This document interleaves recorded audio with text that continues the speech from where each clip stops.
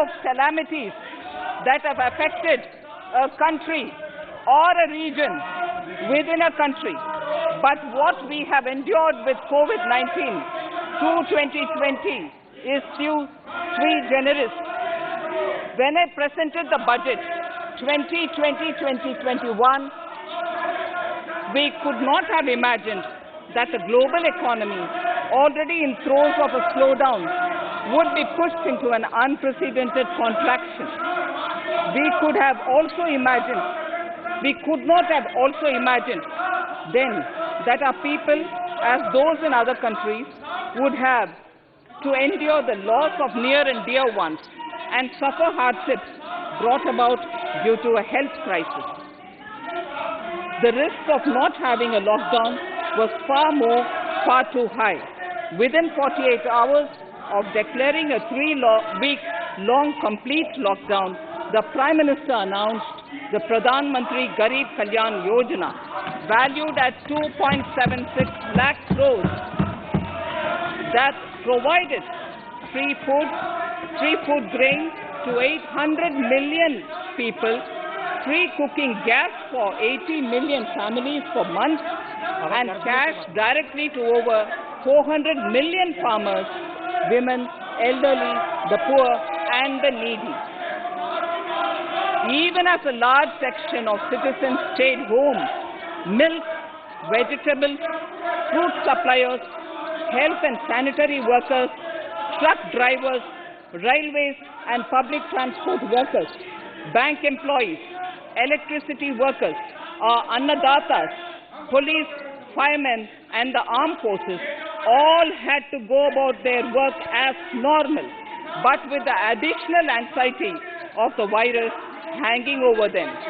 We recognize this, and I think I speak on behalf of everybody in this august house when I express my heartfelt gratitude to these men and women for how they were able to carry out their work and duty to provide for the nation's basics over those crucial months. Speaker, sir, for public good, honourable members of Parliament and members of legislative assemblies too offered their salaries. In May 2020, the government announced the Atmanirbhar Bharat package. To sustain the recovery further into the year, we also rolled out 2 more Atmanirbhar packages, 2 and 3. Total financial impact of all the Atmanirbhar Bharat packages, including measures taken by the RBI, was estimated to be about 27.1 lakh crores, which amounts to more than 13% of our GDP. As a government, we kept a watch on the situation and were proactive in our responses. The government, led by the Prime Minister, stretched its resources to deliver for most vulnerable sections of our society, the poorest of the poor, the Dalits, the tribals, the elderly, the migrant workers and our children. The Pradhan Mantri Garib Kalyan Yojana, the 3 Atmanirbhar packages and announcements made later were like 5 mini budgets in themselves. The Atmanirbhar packages accelerated our pace of structural reforms, redefinition of MSMEs, commercialization of the mining sector, agriculture and labour reforms, privatization of public sector undertakings, One Nation, One Ration Card, production-linked incentive schemes are some of the notable reforms carried out during this period. Faceless income tax assessment, DBT, and financial inclusion are the others. Today, India has 2 vaccines available and has begun medically safeguarding not only her own citizens against COVID-19, but also those of 100 or more countries. It is added comfort to know that 2 or more vaccines are also expected soon. Honourable Prime Minister launched the vaccination drive by crediting and thanking our scientists. We are ever grateful for the strength and rigour of their efforts.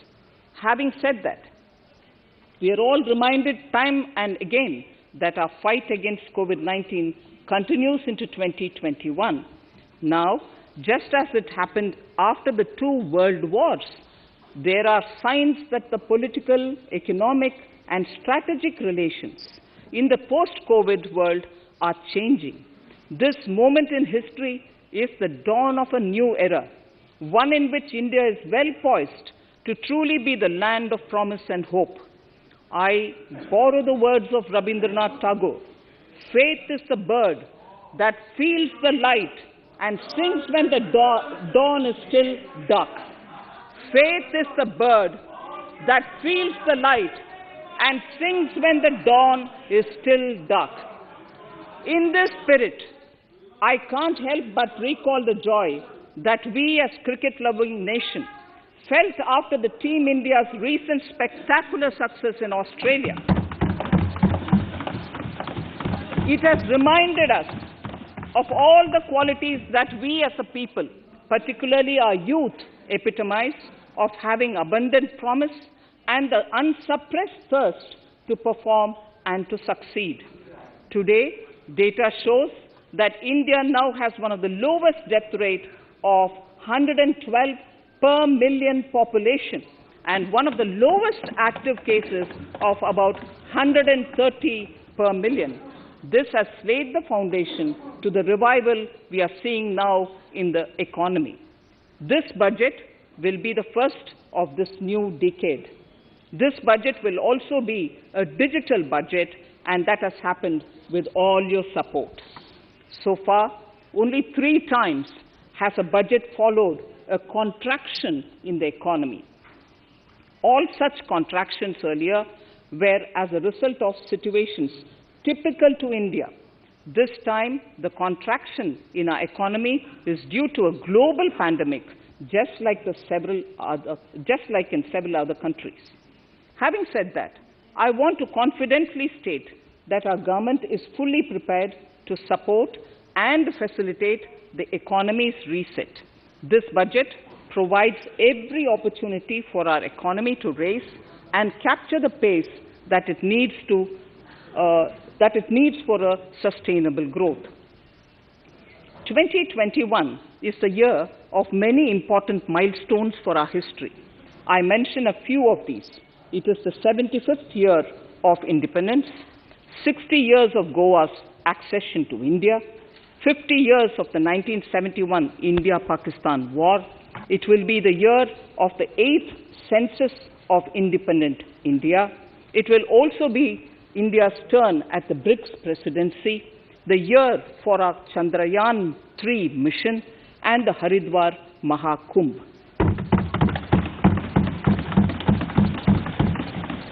Honorable Speaker, before I commence Part A of the budget, I want to take a moment to acknowledge how isolating and distancing seemed like insurmountable challenges for a country like ours that has people coming together in times of crisis.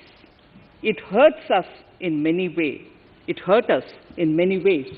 I bow my head in respect to every citizen for the endurance shown in facing what was an undeniably a tough year for all our physical and mental well-being. Part A. In Part A, I wish to lay a vision for Atmanirbhar Bharat. Atmanirbhar Bharat or Atmanirbharta is not a new idea. Ancient India was largely self-reliant and equally a business epicenter of the world. Atmanirbhar Bharat is an expression of the 130 crore Indians who have full confidence in their capabilities and skills. We are already part of international groupings such as the G20 and the BRICS, the Coalition for Disaster Resilient Infrastructure, and the International Solar Alliance are realities today due to India's efforts. The proposals in Part A will further strengthen the sankalp of nation first, doubling farmers' income, strong infrastructure, healthy India, good governance, opportunities for youth, education for all, women empowerment, and inclusive development, among others. Additionally, also on the path to fast implementation are the 13 promises we had made in the budget of 2015-16, which were to materialize during the Amrit Mahotsav of 2022 on the 75th year of our independence. They too resonate with the vision of Atmanirbharta. The budget proposals for 21-22 rest on 6 pillars: health and well-being, physical and financial capital and infrastructure, inclusive development for aspirational India, reinvigorating human capital, innovation and R&D, and as 6th, minimum government and maximum governance. I now move to talking about the first pillar, health and well-being. Even at the outset, I would like to say that the investment on health infrastructure in this budget has increased substantially. Progressively, as institutions absorb more, we shall commit more. Taking a holistic approach to health, we focus on strengthening 3 areas: preventive, curative, and well-being. Health systems. A new centrally sponsored scheme, PM Atmanirbhar Swasth Bharat Yojana, will be launched with an outlay of about 64,180 crores over 6 years. This will develop capacities of primary, secondary, and tertiary care health systems, strengthen existing national institutions, and create new institutions to cater to detection and cure of new and emerging diseases. This will be in addition to the National Health Mission.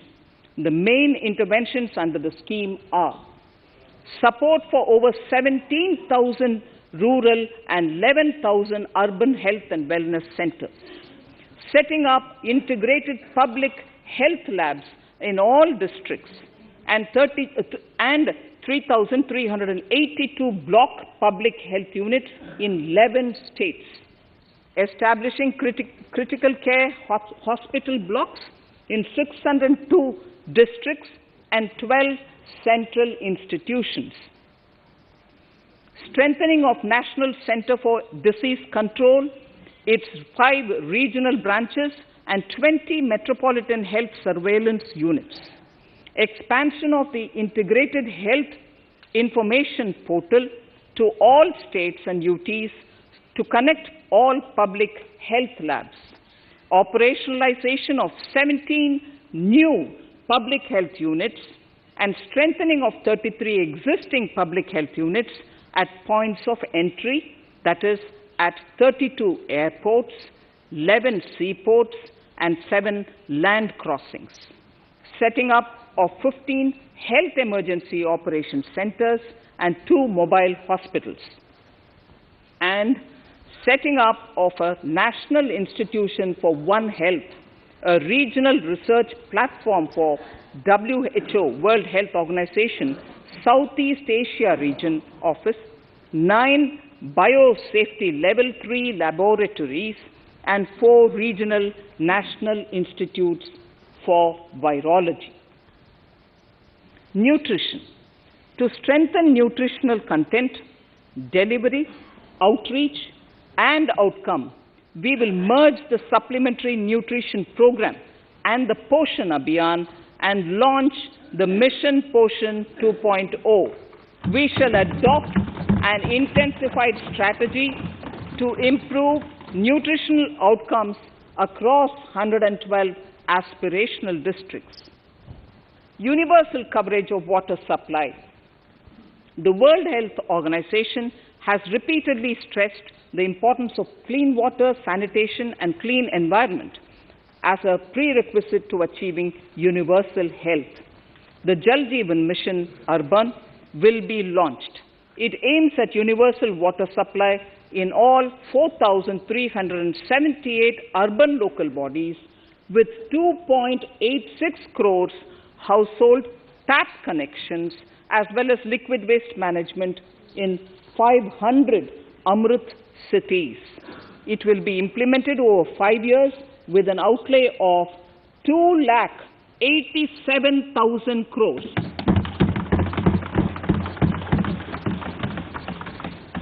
Swachh Bharat and Swasth Bharat.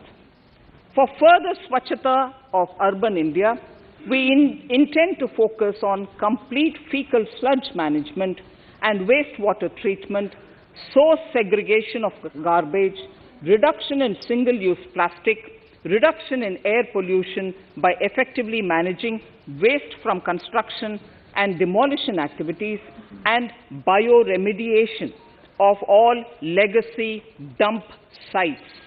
The Urban Swachh Bharat Mission 2.0 will be implemented with a total financial allocation of 1,41,678 crores over a period of 5 years from 2021. Clean air. To tackle the burgeoning problem of air pollution, I propose to provide an amount of 2,217 crores of rupees for 42 urban centers with a million-plus population in this budget. Scrapping policy. We are separately announcing, Honorable Speaker, a voluntary vehicle scrapping policy to phase out old and unfit vehicles. This will help in encouraging fuel-efficient, environment-friendly vehicles, thereby reducing vehicular pollution and oil import bills. Vehicles would undergo fitness tests in automated fitness centers after 20 years in case of personal vehicles and after 15 years in case of commercial vehicles. Details of the scheme will be separately shared by the ministry. Vaccines.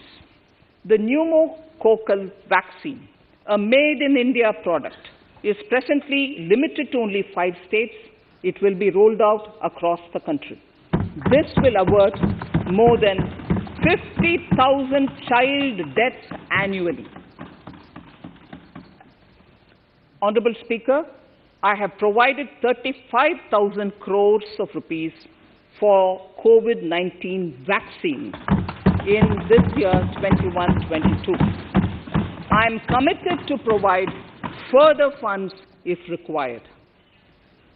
So the budget outlay for health and well-being is 2,23,846 crores in this BE 21-22 as against the BE of only 94,452 crores, and it marks an increase of 137%.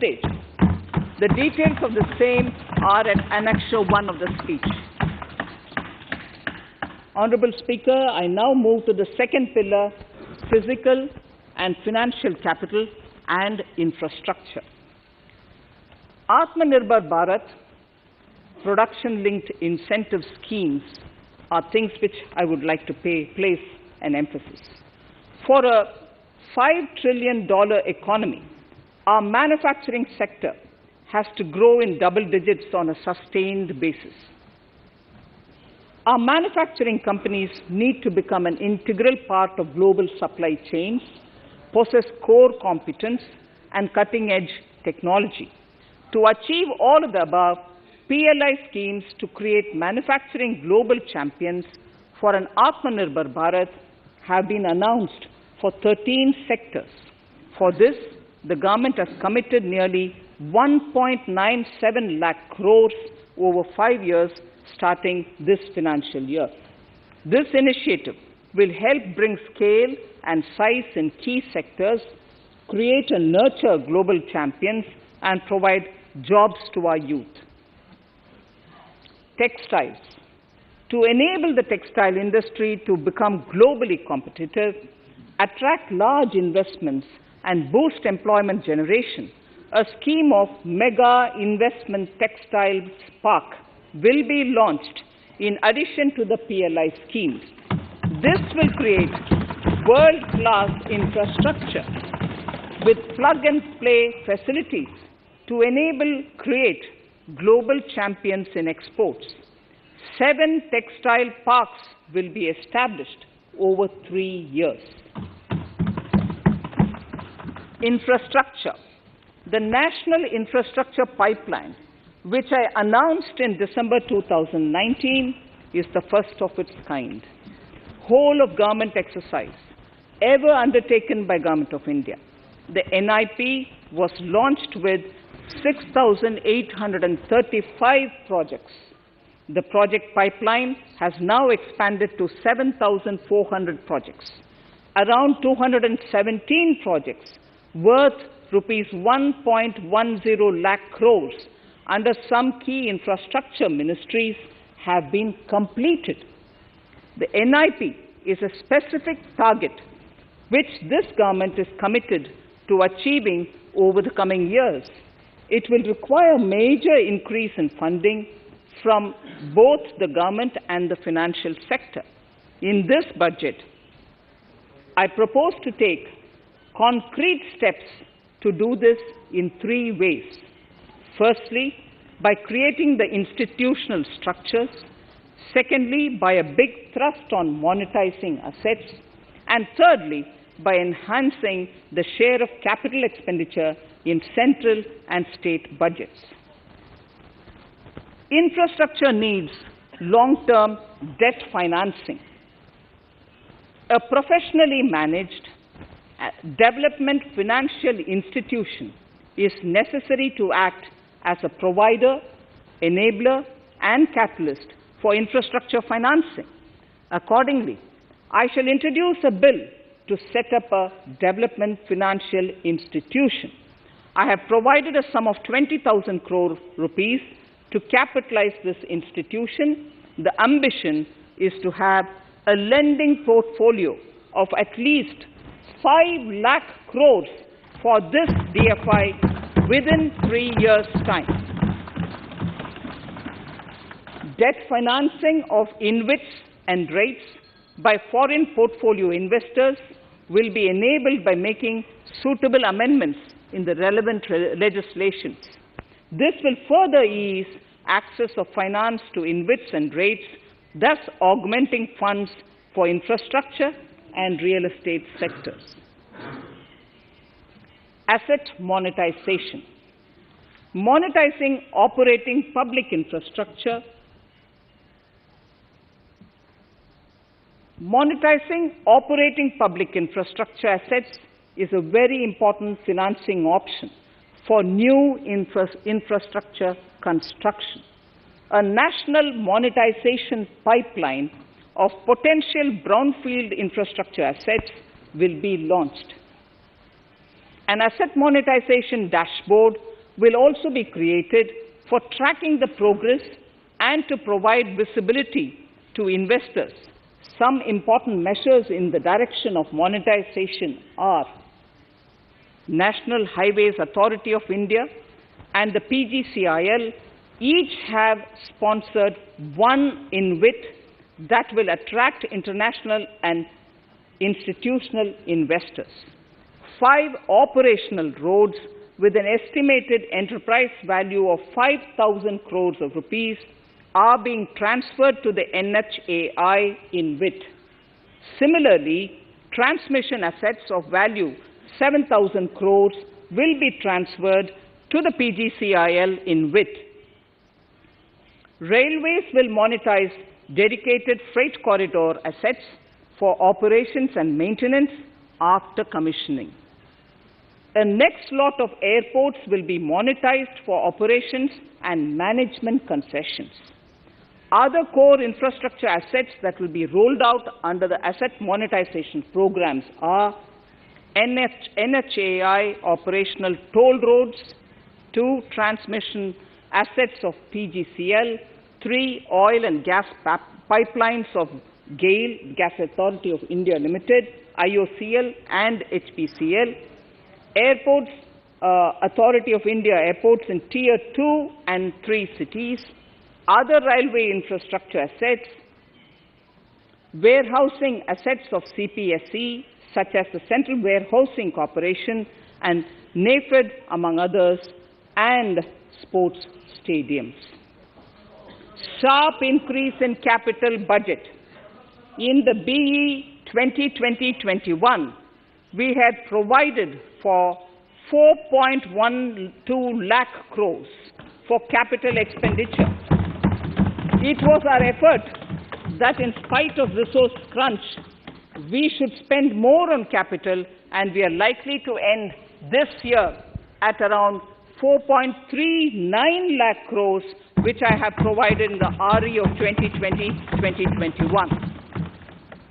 For 21-22, I propose a sharp increase in capital expenditure and thus have provided 5.54 lakh crores, which is 34.5% more than the BE of 2020-2021.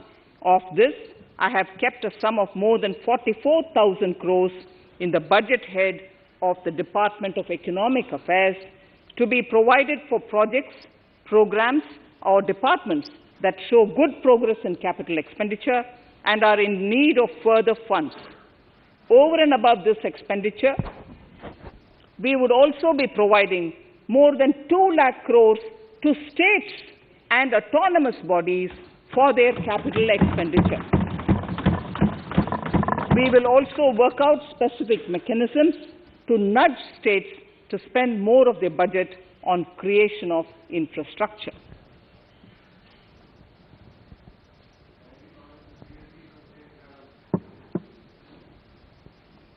Roads and highways infrastructure. More than 13,000 kilometer length of roads at a cost of 3.3 lakh crores has already been awarded under the 5.35 lakh crores Bharatmala Pariyojana project, of which 3,800 kilometers have been constructed.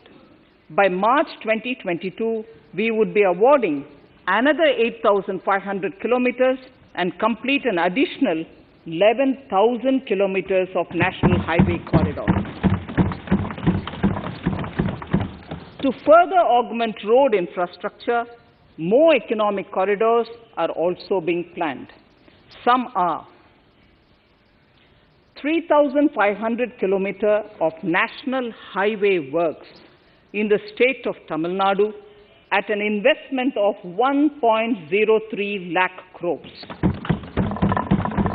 These include Madurai-Kollam corridor, Chittoor-Tachur corridor, and construction will start next year. Second, 1,100 kilometers of national highway works in the state of Kerala at an investment of 65,000 crores, including 600 kilometer section of Mumbai-Kanyakumari corridor in Kerala. Third, 675 kilometers of highway works in the state of West Bengal at a cost of 25,000 crores, including upgradation of existing road Kolkata-Siliguri.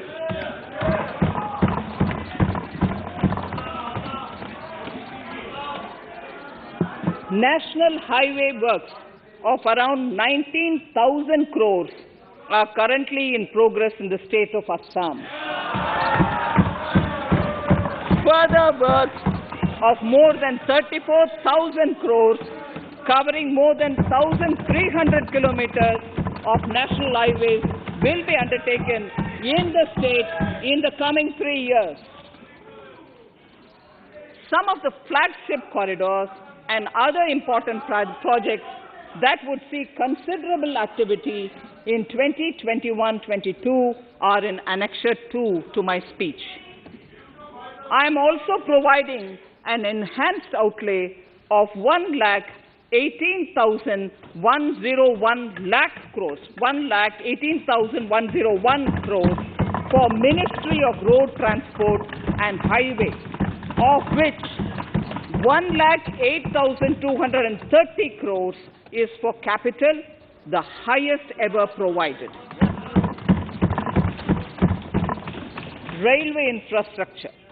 Honorable Speaker, sir, Indian Railways have prepared a National Rail Plan for India 2030. The plan is to create a future-ready railway system by 2030. Bringing down the logistic costs for an industry is at the core of our strategy to enable Make in India. It is expected that Western Dedicated Freight Corridor and Eastern Dedicated Freight Corridor will be commissioned by June 2022. The following additional initiatives are also proposed.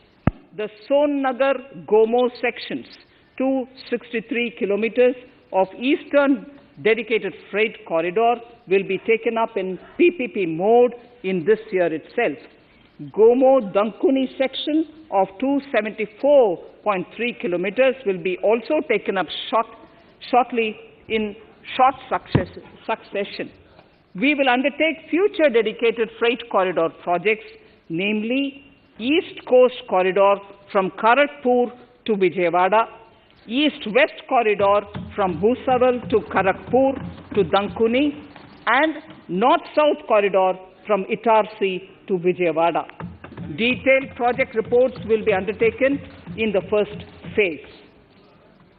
Broad gauge route kilometers, RKM as I referred to, electrified is expected to reach 46,000 kilometers, 46,000 RKM. That is 72% by end of 2021 from 41,548 RKMs on 1st October 2020. 100% electrification of broad gauge routes will be completed by December 2023.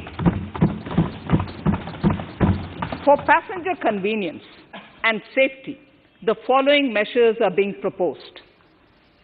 We will introduce the aesthetically designed Vista Dome LHB coach on tourist routes to give better travel experience to passengers.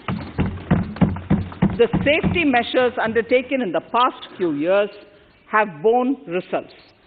To further strengthen this effort, high-density network and highly utilized network routes of Indian Railways will be provided with an indigenously developed automatic train protection system that eliminates train collision due to human error.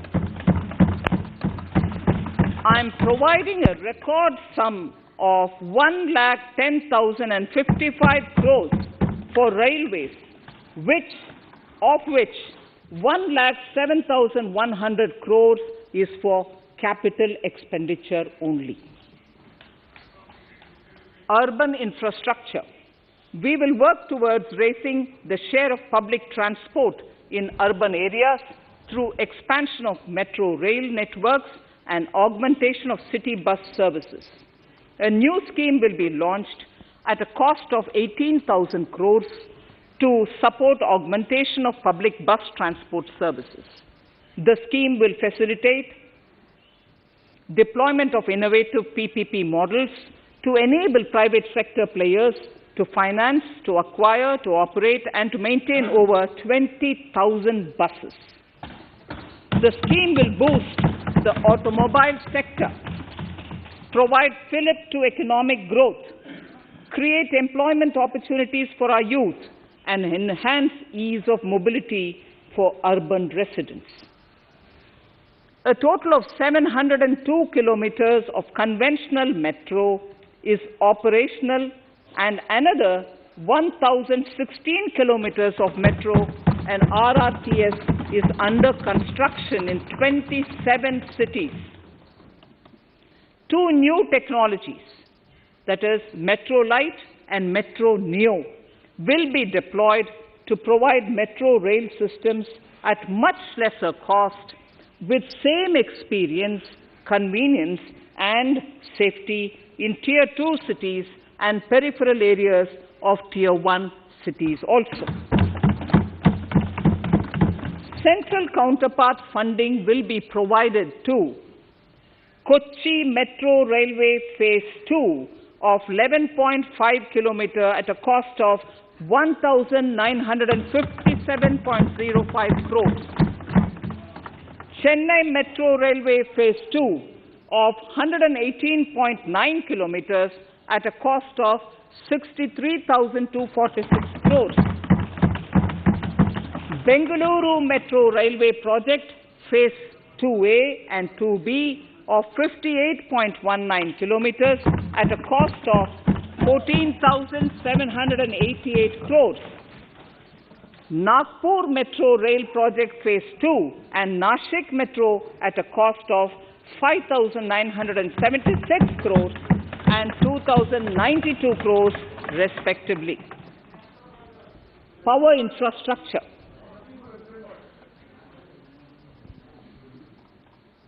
The past 6 years have seen a number of reforms and achievements in power sector.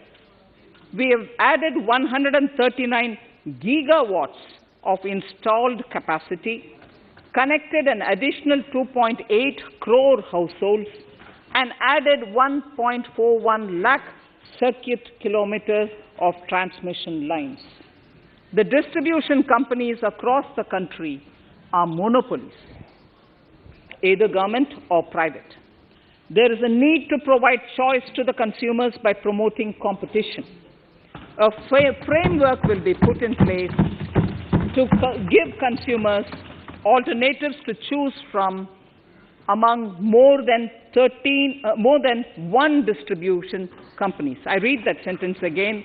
A framework will be put in place to give consumers alternatives to choose from among more than one distribution company. The viability of distribution companies is a serious concern. A revamped, reforms-based, results-linked power distribution sector scheme will be launched with an outlay of 3,05,984 crores over 5 years. The scheme will provide assistance to DISCOMs for infrastructure creation, including prepaid smart metering, feeder separation, upgradation of systems, etc., tied to financial improvements. Prime Minister, while speaking at the third Reinvestment Conference in November 2020, had announced plans to launch a comprehensive national hydrogen energy mission. It is now proposed to launch a hydrogen energy mission in 2021-22 for generating hydrogen from green power sources. Ports, shipping and waterways. Major ports will be moving from managing their operational services on their own to a model where a private partner will manage it for them. For the purpose, 7 projects worth more than 2,000 crores will be offered by the major ports on private-public partnership mode in FY 21-22.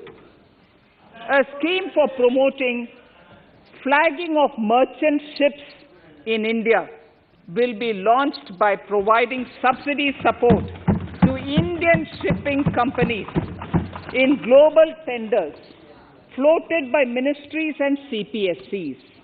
An amount of 1,624 crores will be provided over 5 years. This initiative will enable greater training and employment opportunities for Indian seafarers, besides enhancing Indian companies' share in global shipping.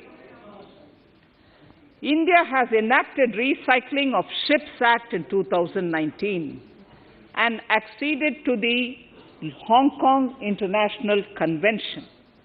Around 90 ship recycling yards at Alang in Gujarat have already achieved HKC-compliant certificates.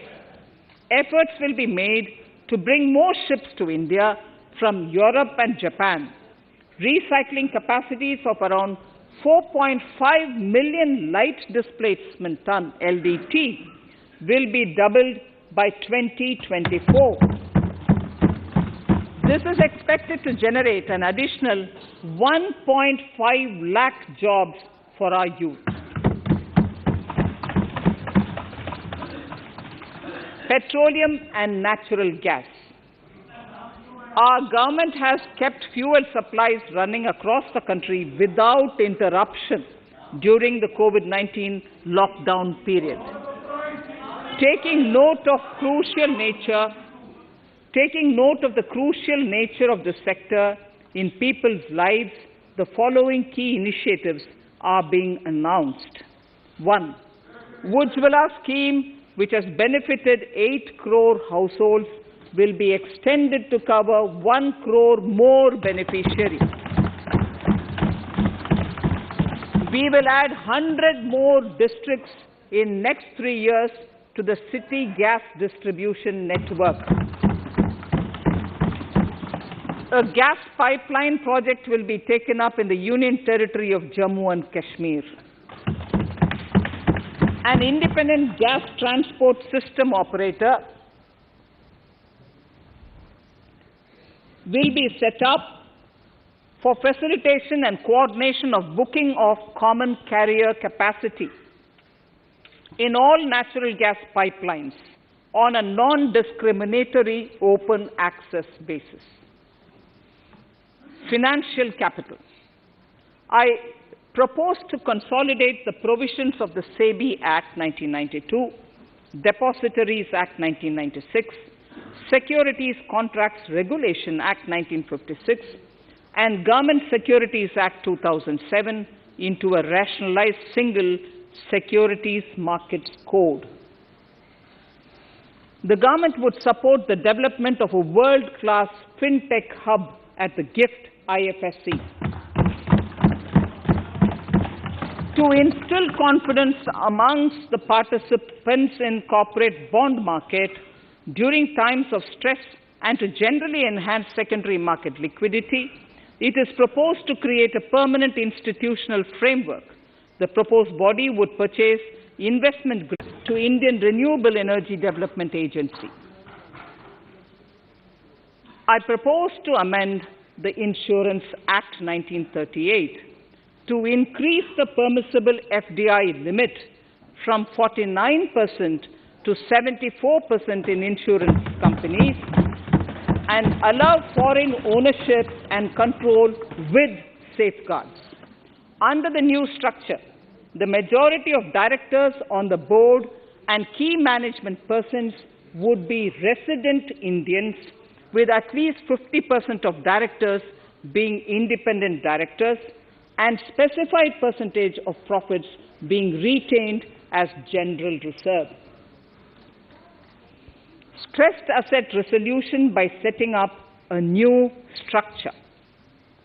The high level of provisioning by public sector banks of their stressed assets calls for a measure to clean up the bank books. An asset reconstruction company limited and asset management company would be set up to consolidate and take over the existing stressed debt and then manage and dispose of the assets to alternative investment funds and other potential investors for eventual value realization. Recapitalization of PSB. To further consolidate the financial capital capacity of PSBs, further recapitalization of 20,000 crores is proposed in 21-22. Deposit insurance. Last year, government had approved an increase in the deposit insurance cover from 1 lakh rupees to 5 lakhs for bank customers. I shall be moving amendments to DICGC Act 1961 in this session itself to streamline the provision of the procedural and technical compoundable offences under Companies Act 2013 is now complete. I now propose to take up decriminalization of the Limited Liability Partnerships Act 2008. Honorable Speaker, I propose to revise the definition under the Companies Act 2013 for small companies by increasing the threshold for paid-up capital from not exceeding 50 lakh to not exceeding 2 crores and turnover from not exceeding 2 crores to not exceeding 20 crores. This will benefit more than 2 lakh companies in easing their compliance requirements. As a further measure which directly benefits startups and innovators, I propose to incentivize the incorporation of one-person companies by allowing one-person companies to grow without any restriction on paid-up capital and turnover, allowing their conversion into any other type of company at any time, reducing the residency limit for an Indian citizen to set up an one-person company from 182 days to 120 days, and allow also non-resident Indians to incorporate OPCs in India. This will be a big boost for startups.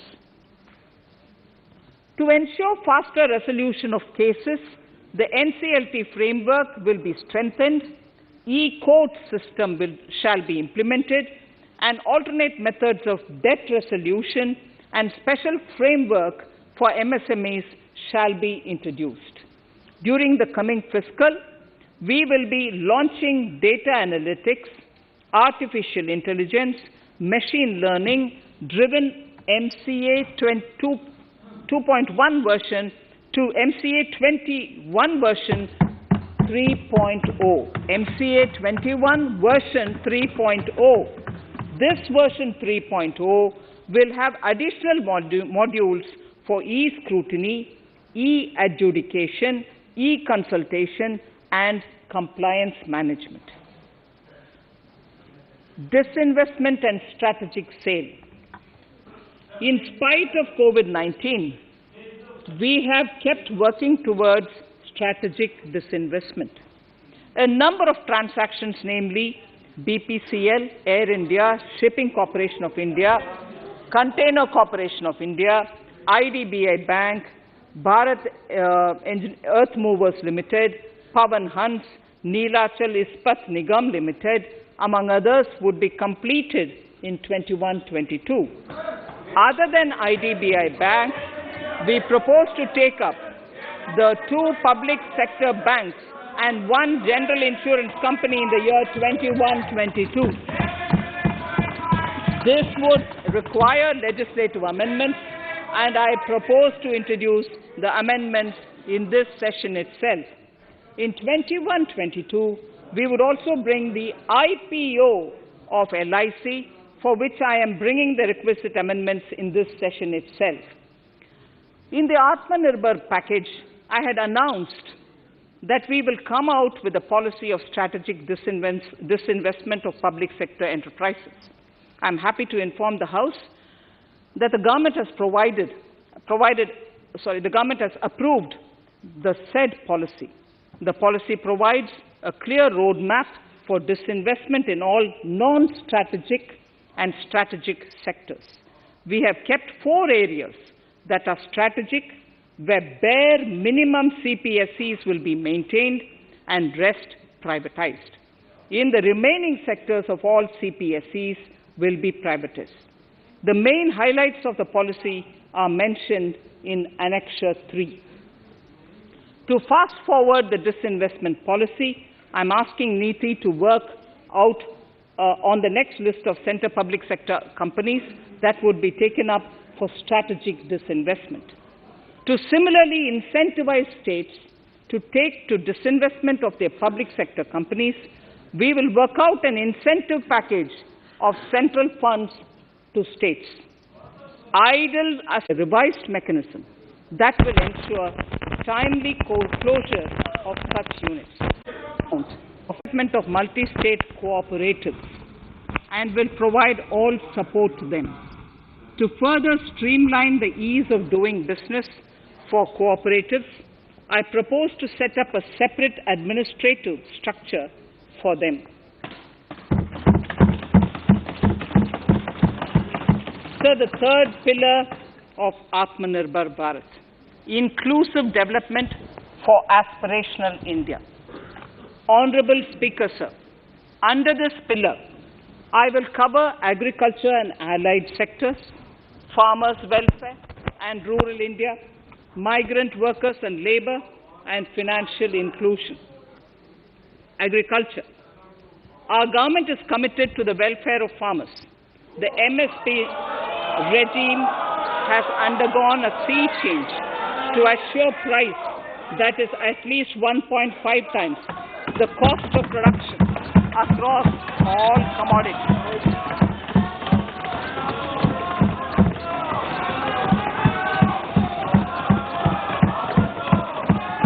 The procurement has also continued to increase at a steady pace. This has resulted in increase in payment to farmers substantially. In case of wheat, a total amount paid to farmers in 2013-14. Honorable Speaker, sir, the data that I give now is important for all honorable members to kindly hear. In case of wheat, the total amount paid to farmers in 2013-14 was 33,874 crores. In 2019-20, it was 62,802 crores.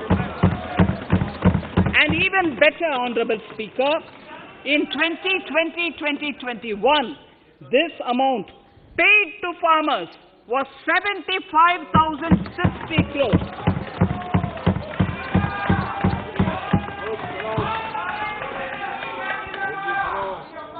Honorable Speaker, again an important fact, the number of wheat growing farmers that were benefited increased in 2020-21 to 43.36 lakhs compared to 35.57 lakhs in 2019-20. That much of an increase within 1 year. For paddy, again an important data. For paddy, the amount paid in 2013-14 was 63,928 crores. In 2019-20, this increased to 1,41,930 crores. Even better, in 2020-2021,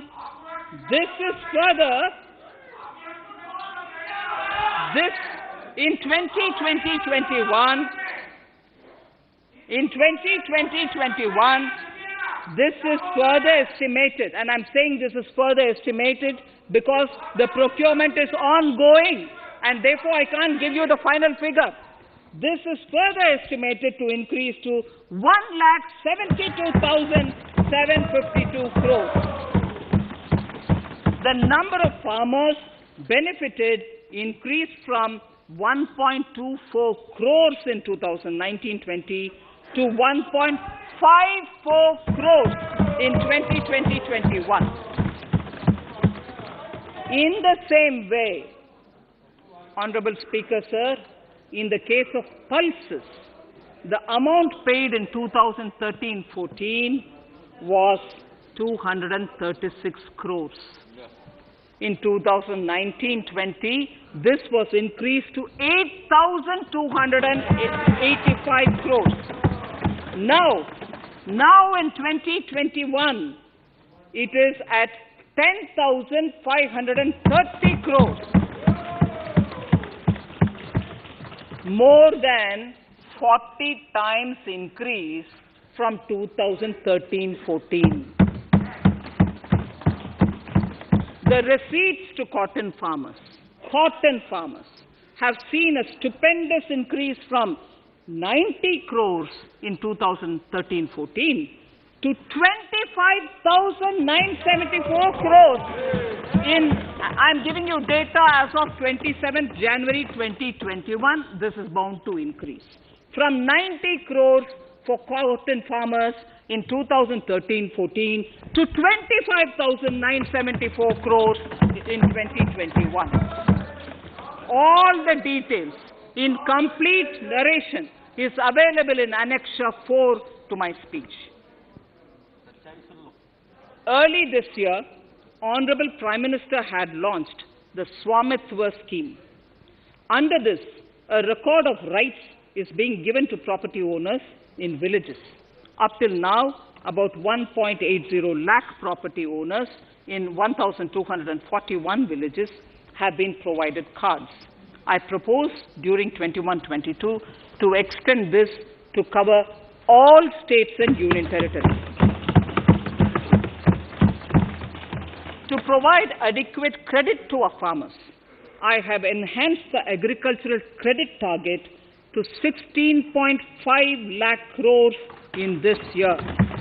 We will focus on ensuring increased credit. I am proposing substantial investments in the development of modern fishing harbors and fish landing centers. To start with, 5 major fishing harbors, Kochi, Chennai, Visakhapatnam, Paradip, and Petua Ghat, will be developed as hubs for economic activity. We will also develop inland fishing harbors and fish landing centers along the banks of rivers and waterways. Seaweed farming is an emerging sector with potential to transform the lives of coastal communities. It will provide large-scale employment and additional incomes. To promote seaweed farming and cultivation, I propose a multi-purpose seaweed park to be established in Tamil Nadu. Migrant workers and laborers. We have launched the One Nation, One Ration Card scheme, through which beneficiaries can claim their rations anywhere in the country. Migrant workers in particular benefit from the scheme. Those staying away from their families can partially claim their ration where they are stationed, while their family in their native places can claim the rest. I am happy to inform you that One Nation, One Ration Card plan is under implementation by 32 states and union territories, reaching about 69 crore beneficiaries. That's a total of 86% beneficiaries covered. The remaining 4 states and UTs will be integrated in the next few months. To further extend our efforts towards the unorganized labor force, migrant workers in particular, I propose to launch a portal that will collect relevant information on gig workers, building and construction workers, among others. This will help formulate health, housing, skill, insurance credit, and food schemes for all migrant workers.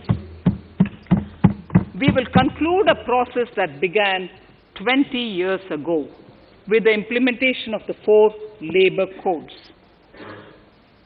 For the first time globally, social security benefits will be extended to gig and platform workers.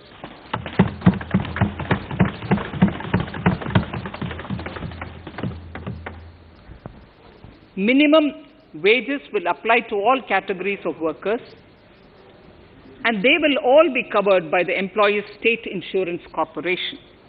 Women will be allowed to work in all categories and also in the night shifts with adequate protection. At the same time, compliance burden on employers will be reduced with a single registration and licensing and online returns. Financial inclusion. To further facilitate credit flow under the scheme of Stand Up India for the scheduled castes and scheduled tribes and also women, I propose to reduce the margin money requirement from 25% to 15% only, and to also include loans for activities in allied sectors in human capital. The national education policy announced recently has had good reception. The other important projects to be taken up as a part of the NEP are listed in Annexure 5. Scheduled caste and scheduled tribes welfare. We have set ourselves a target of establishing 750 Eklavya model residential schools in our tribal areas. I propose to increase the unit cost of each such school from 20 crores, which is what it is now, to 38 crores, and for hilly and difficult areas to 48 crores. This would help creating robust infrastructure facilities for our tribal students. We have revamped the post-metric scholarship scheme for the welfare of scheduled caste students. I have also enhanced the central assistance in this regard. We are allotting 35,219 crores for 6 years till 25-26 to benefit 4 crores scheduled caste students. Skilling. In 2016, we had launched the National Apprenticeship Promotion Scheme. The government proposes to amend the Apprenticeship Act with a view to further enhancing apprenticeship opportunities for our youth. We will realign the existing scheme of National Apprenticeship Training Scheme for providing post-education apprenticeship training of graduates and diploma holders in engineering. Over 3,000 crores will be provided for this purpose. An initiative is underway, Honorable Speaker, in partnership with the United Arab Emirates to benchmark skill qualifications, assessment and certification, accompanied by the deployment of certified workforce. We also have a collaborative inter-training program between India and Japan to facilitate transfer 1,000 crores, and the launch is slated for December 2021. Our oceans are a storehouse of living and non-living resources. 4,000 crores over 5 years. This mission will cover deep ocean survey exploration and projects for the conservation of deep sea biodiversity. I come to the sixth pillar, Honorable Speaker, minimum government, maximum governance. Honorable Speaker, sir, this is the last of the 6 pillars. This will outline plans for reforms in one of our core principles of minimum government, maximum governance. We have taken a number of steps to bring reforms in tribunals in the last few years for speedy delivery of justice. Continuing with the reforms process, I now propose to take further measures to rationalize the functioning of tribunals. We have introduced the National Commission for Allied Healthcare Professionals Bill in Parliament. National Commission for Allied Healthcare Professionals Bill in the Parliament, with a view to ensure transparent and efficient regulation of 56 allied healthcare professionals. Additionally, to bring about transparency, efficiency, and governance reforms in the nursing profession, the National Nursing and Midwifery Commission Bill will be introduced by the government for passing.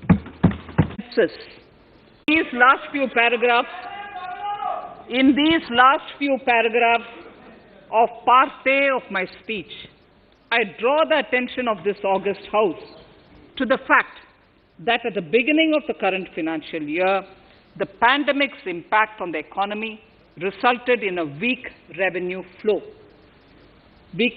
inflow.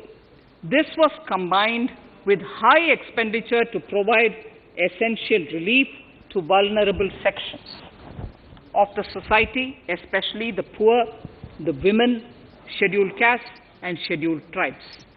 Unlike many other countries, we opted for a series of medium-sized packages during the pandemic so that we could calibrate and target our response according to the evolving situation. Once the health situation stabilized, and the lockdown was being slowly lifted, we switched to ramping up government spending so as to revive domestic demand. As a result, against an original BE expenditure of 30.42 lakh crores for 2020-21, our RE estimates are 34.50 lakhs. 30.42 now within the year going up to 34.5 lakh crores. We have maintained quality of expenditure.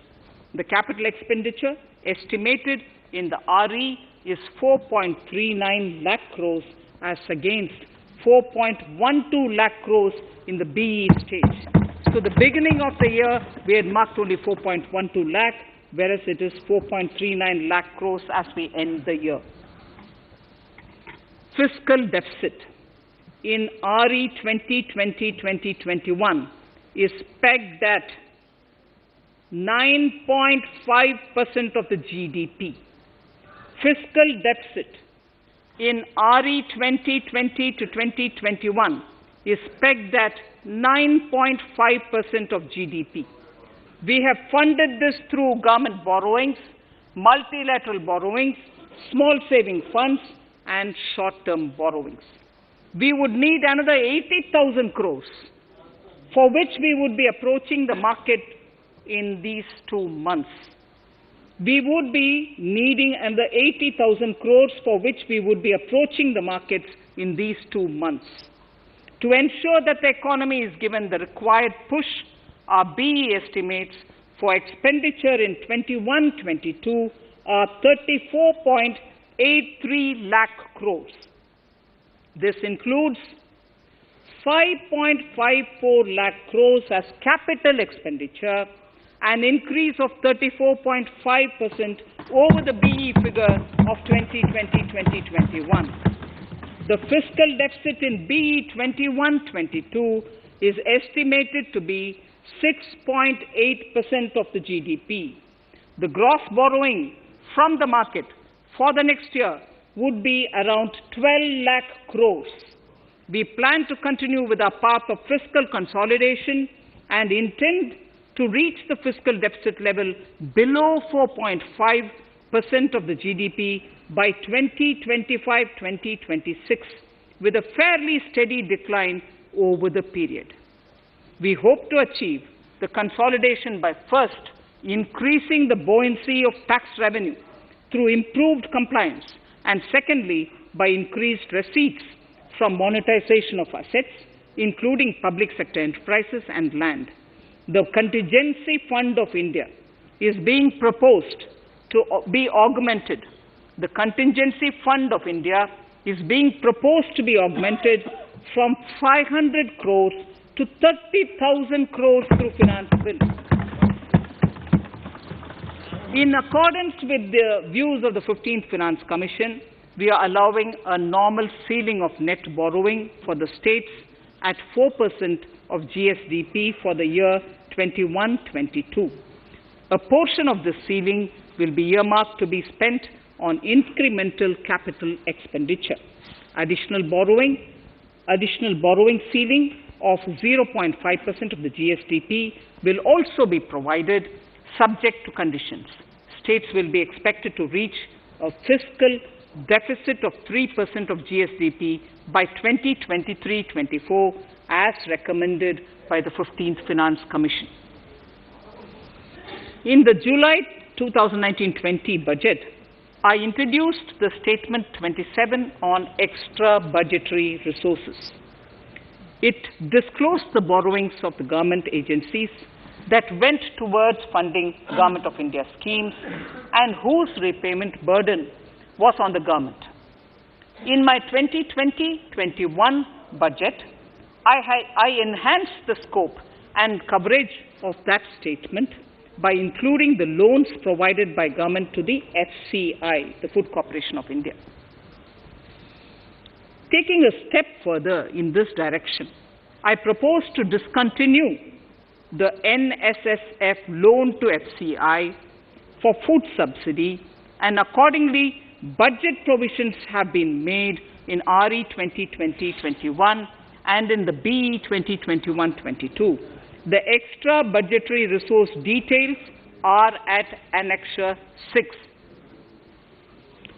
We know that, Honourable Speaker, on the 9th of December 2020, the 15th Finance Commission submitted its final report covering the period 2021 to 2026 to the Rashtrapati Ji.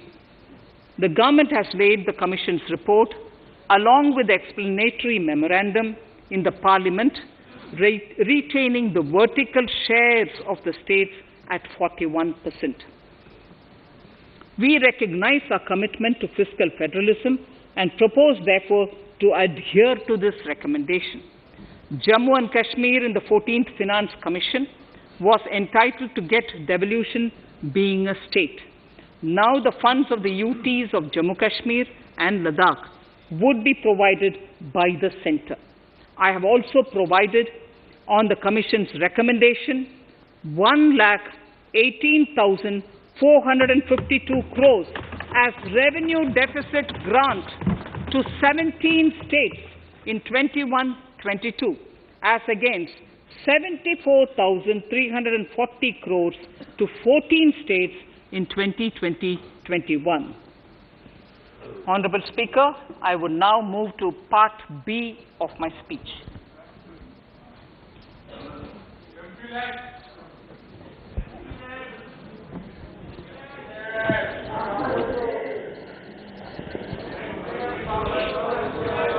Honourable Speaker, the world is facing a serious challenge of the pandemic and its aftershock. In these trying times, when many economies are struggling to revive, our people and our industry have exhibited remarkable resilience. As I mentioned already, post-pandemic, a new world order seems to be emerging, one in which Asia is poised to occupy a prominent position, and India will have a leading role therein. In this scenario, our tax system has to be transparent, efficient, and should promote investments and employment in our country. At the same time, it should put minimum burden on our taxpayers. I borrow the words of Thiruvalluvar, the saint. Yetralum, Eatalum, Kathalum, Katha Vaguthalum, Nalla Valladarasu. A king or a ruler is the one who creates and acquires wealth, protects and distributes it for common good. Tirukkural. Direct tax proposals. Keeping this in mind, the words of Tirukkural, our government introduced a series of reforms in the direct tax system for the benefit of our taxpayers and the economy. Few months prior to the pandemic, in order to attract investments, we slashed our corporate tax rate to make it among the lowest in the world. The dividend distribution tax too was abolished. The burden of taxation on small taxpayers was eased by increasing rebates. In 2020, the return filers saw a dramatic increase to 6.48 crores from 3.31 crores in 2014.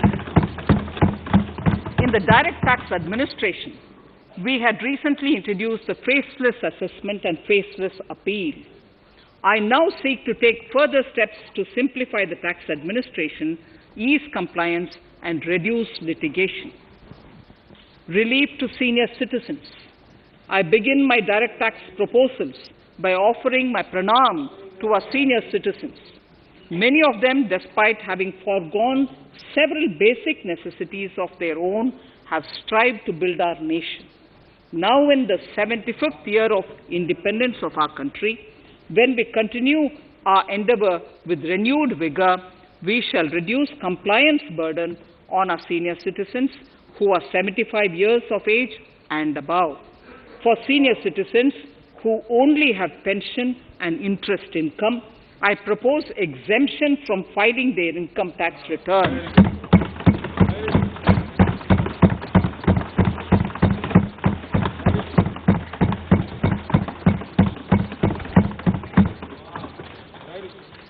the paying bank will deduct the necessary tax on their income. Reduction in time for income tax proceedings. This is a very key announcement, if you are asking. Honourable Speaker, presently an assessment can be reopened up to 6 years and in serious tax fraud cases for up to 10 years.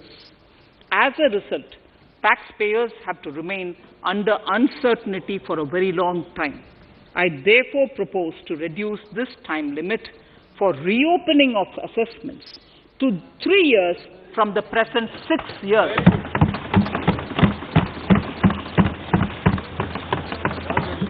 In serious tax evasion cases too, only where there is evidence of concealment of income of 50 lakh or more in a year. In serious tax evasion cases too, only where there is evidence of concealment of income of 50 lakh or more in a year can the assessment be reopened up to 10 years. Even this reopening can be done only after the approval of the Principal Chief Commissioner, the highest level of Income Tax Department.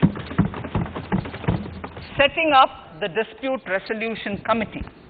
Honourable Speaker, it has been the resolve of this government to reduce litigation which mars the present taxation system.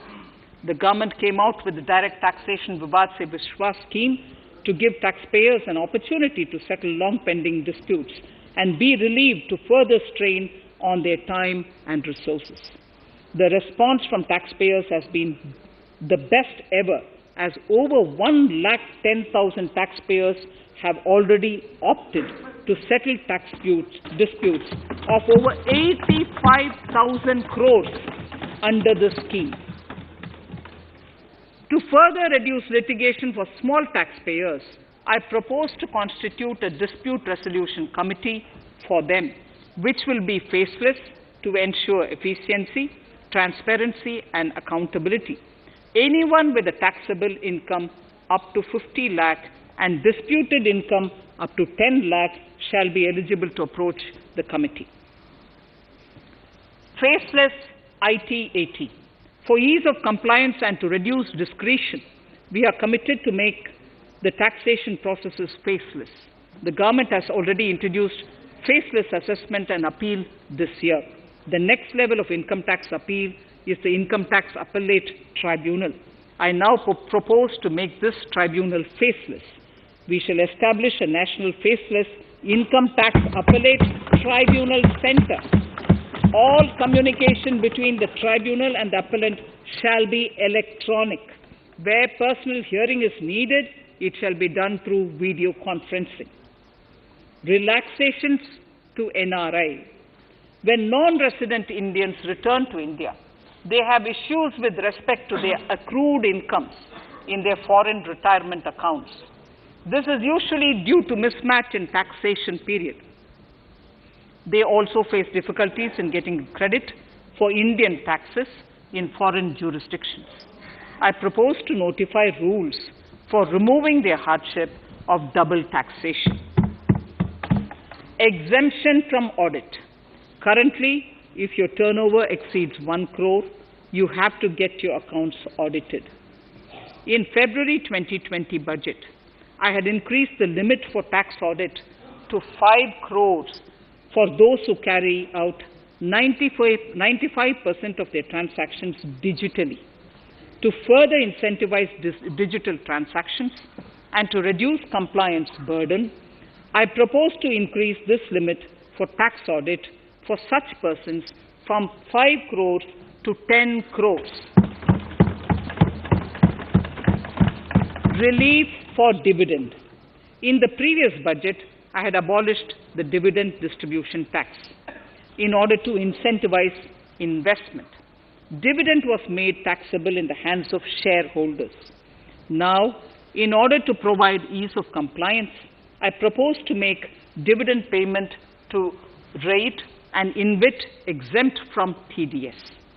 Further, as the amount of dividend income cannot be estimated correctly by the shareholders for paying advance tax, I propose to provide the advance that I propose to provide that advance tax liability on dividend income shall arise only after the declaration or payment of dividend.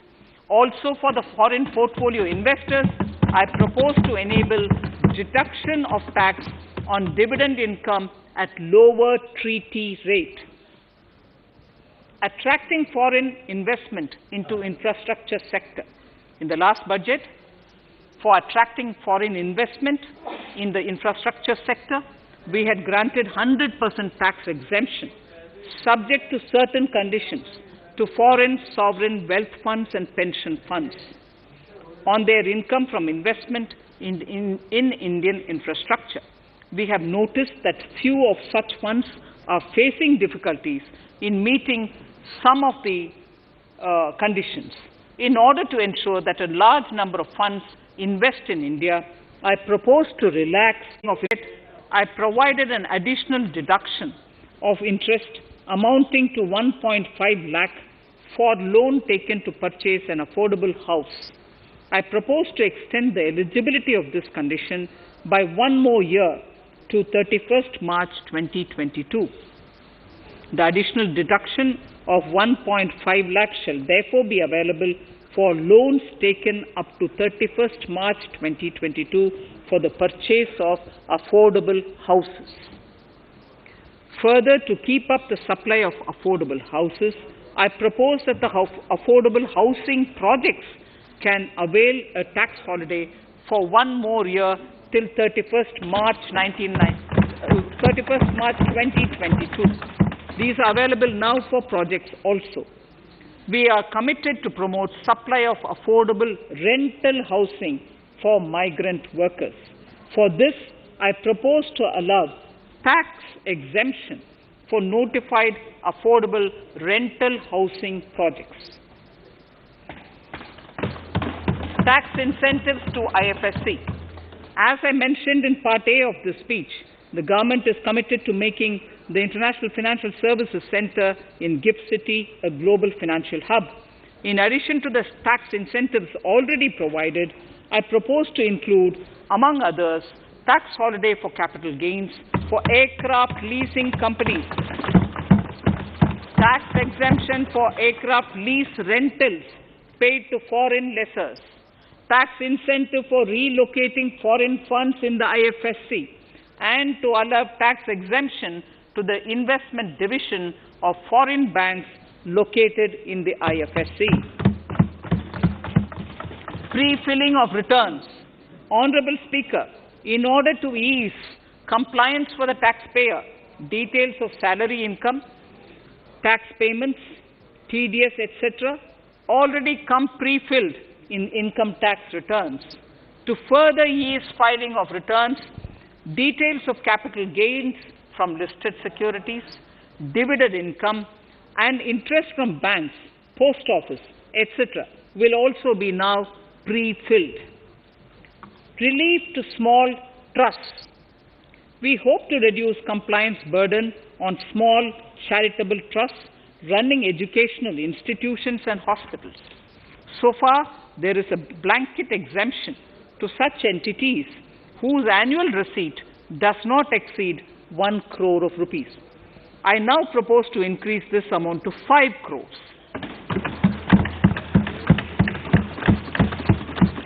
Labor welfare. We have noticed that some employers deduct the contribution of employees toward provident funds, superannuation funds, and other social security funds, but do not deposit these contributions within the specified time. For these employees, this means a loss of interest or income. In cases where an employer later becomes financially unviable, non-deposit results in a permanent loss for the employees.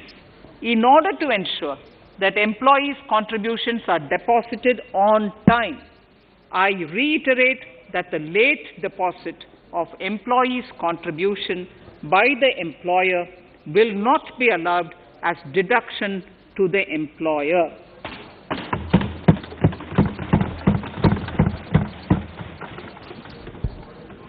Incentives for startups. In order to incentivize startups in the country, I propose to extend the eligibility for claiming tax holiday for startups by 1 more year, till 31st March 2022. Further, in order to incentivize funding for the startups, I propose to extend the capital gains exemption for investment in startups by 1 more year, till 31st March 2022. Sir, I now come to indirect tax proposals. GST. Before I come to my indirect tax proposals, I would like to appraise the House on GST. The GST is now 4 years old, and we have taken several measures to further simplify it. Some of the measures include nil return through SMS, quarterly return and monthly payment for small taxpayers, electronic invoice system, validated input tax statements, pre-filled editable GST return, and staggering of returns filing. The capacity of GST and system has also been enhanced. We have also deployed deep analytics and artificial intelligence to identify tax evaders and fake billers and launched special drives against them. The results speak for themselves. We have made record collections in the last few months. The GST Council has painstakingly thrashed out thorny issues. As chairperson to the Council, I want to assure this House that we shall take every possible measure to smoothen the GST further and to remove anomalies such as inverted duty structure. Custom duty rationalization. Our custom duty policy should have the twin objective of promoting domestic manufacturing and helping India get on to global value chain and export better. The thrust now has to be on easy access to raw materials and exports of value-added products. Towards this, last year, we started overhauling the customs duty structure, eliminating 80 outdated exemptions. I also thank everyone who responded overwhelmingly to a crowdsourcing call for suggestions on this revamp. I now propose to review more than 400 old exemptions this year. I repeat, I now propose to review more than 400 old exemptions this year. We will conduct this through extensive consultations, and from 1st October 2021, we will put in place a revised customs duty structure free of distortions. I also propose that any new customs duty exemptions, therefore, henceforth will have validity up to 31st March, following 2 years from the date of the issue. Electronic and mobile phone industry. Domestic electronic manufacturing has grown rapidly. We are now exporting items like mobiles and chargers. For greater domestic value addition, we are withdrawing a few exemptions on part of chargers and subparts of mobiles. Further, some parts of mobiles will move from nil rate to a moderate 2.5%. Iron and steel. MSMEs and other user industries have been severely hit by a recent sharp rise in iron and steel prices. Therefore, we are reducing customs duty uniformly to 7.5% on semis, flats, and long products of non-alloy, alloy, and stainless steels. To provide relief to metal recyclers, mostly MSMEs, I am exempting duty on steel scrap for a period up to 31st March 2022. Further, I am also revoking ADD and CVD on certain steel products. Also, to provide relief to copper recyclers, I am reducing duty on copper scrap from 5% to 2.5%. Textiles. The textile sector generates employment and contributes significantly to the economy. There is a need to rationalize duties on raw material inputs to man-made textiles.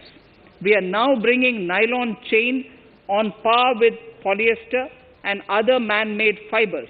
We are uniformly reducing the BCD rates on caprolactam, nylon chips, nylon fiber, and yarn to 5%. This will help the textile industry, MSMEs, and also overall exports.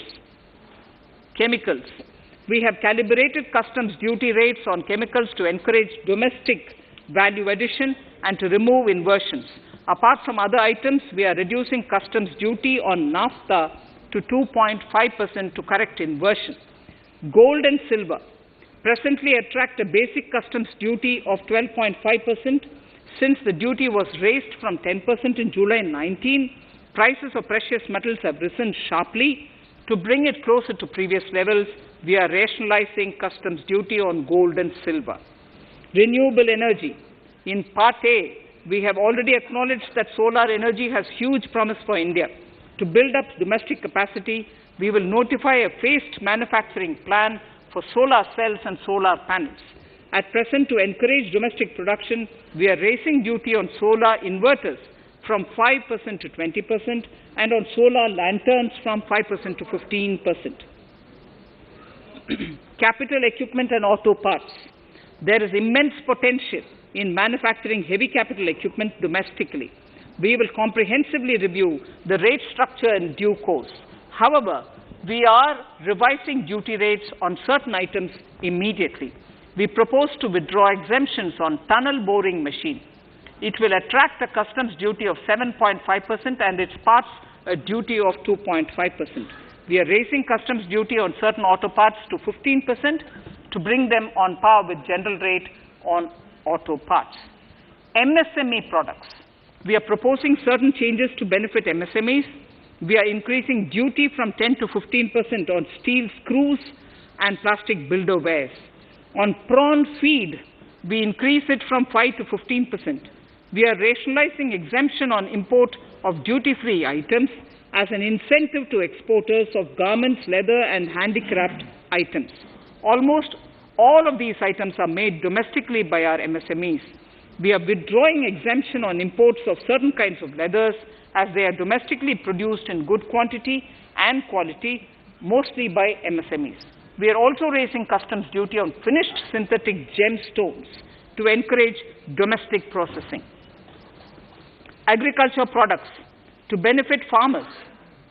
We are raising customs duty on cotton from nil to 10%, on raw silk and silk yarn from 10 to 15%. We are also withdrawing end-use-based concession on denatured ethyl alcohol. Currently, rates are being uniformly calibrated to 15% on items like maize, bran, rice bran, oil cake, and animal feed additives. There is an immediate need to improve agricultural infrastructure so that we produce more while also conserving and processing agricultural output efficiently. This will ensure enhanced remuneration for our farmers.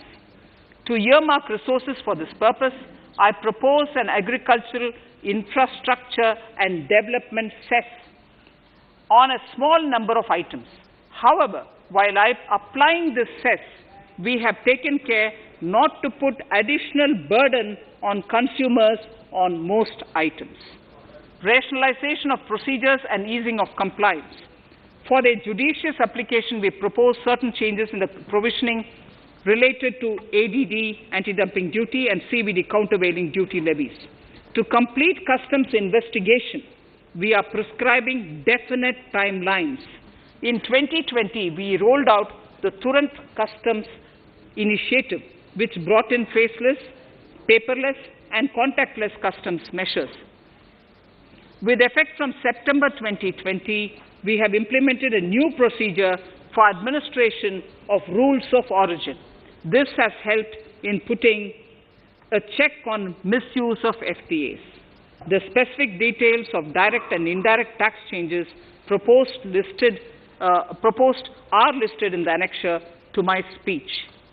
Honorable Speaker, sir, with these words, I commend the budget to this august House.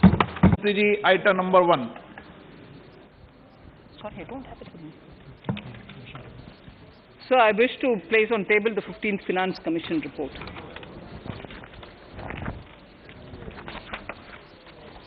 Sir, I wish to lay... Item number 4.